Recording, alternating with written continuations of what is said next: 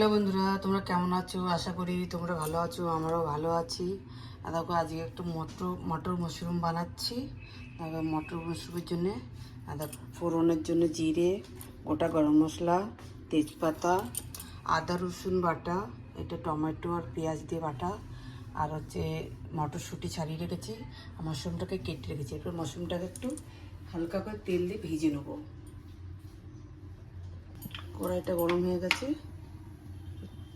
অল্প তেল দিয়ে আমি মাশরুমটাকে ভেজে নেব।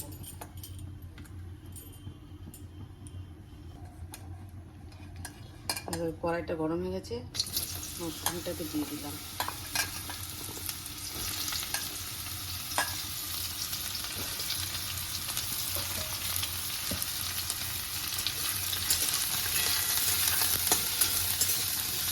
এটা একটু নুন দেবো হালকা করে, একটুখানি হালকা করে সটে করে নেবো। হ্যাঁ হালকা করে ফুটে নেবো, একটু নুন দিই। প্রচণ্ড জল ছাড়ে, নুনটা দিলে একটু জলটা ছাড়বে আর একটু ভাজা হয়ে যাচ্ছে। এবার কে কে মটর মাশরুম খেয়েছো আমাকে বলো।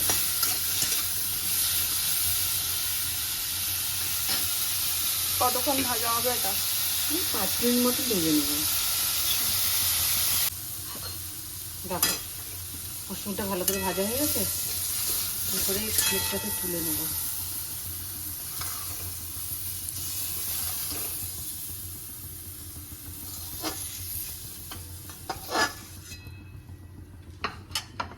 এমনি করে ভাজা করতে হবে।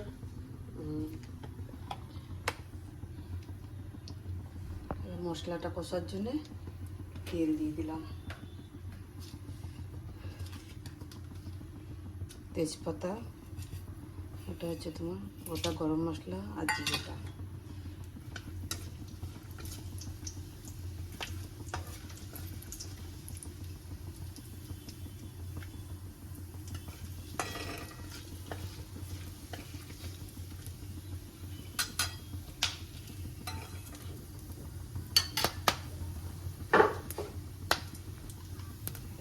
আদা রসুন বাটাটা, আদা রসুন পেস্টটা দিলাম, কড়াইটা বেশি গরম হয়ে গেছে। এরপরে পেঁয়াজ আর পেস্টটা দিলাম, টমেটো দিয়ে।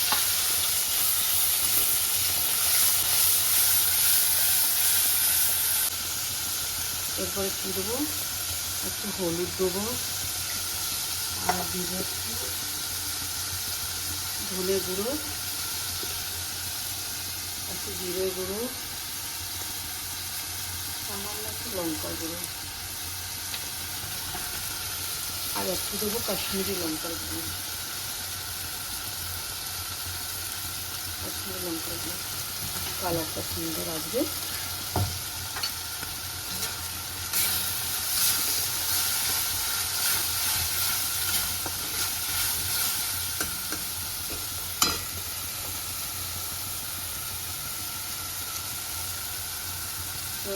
দিলাম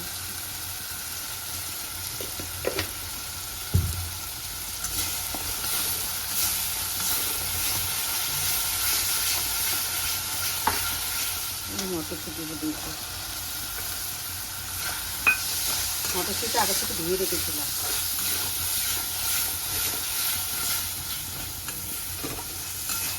মশলাটা ভালো করে ভাজা হয়ে গেছে, একটু সামান্য একটু হালকা জল দেবো না, মশলা একটু ভালো হয়ে যায়, মটরটা সেদ্ধ হয়ে যাবে না, সুন্দর হয়েছে। কালারটা কি সুন্দর এসছে দেখো। এরপরে মাশরুমটাকে দিয়ে দেবো।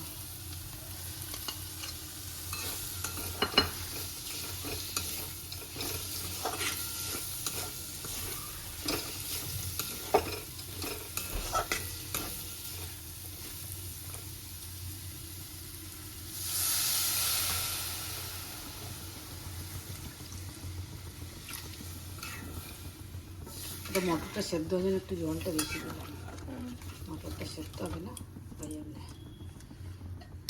কতক্ষণ সেদ্ধ হবে ওটা? 10 মিনিট ফুটে যাক, গ্যাসটা ধিমা করে ফুটিয়ে দেবো ব্যাস। গেছে, তাই নামিয়ে দিলাম এটা।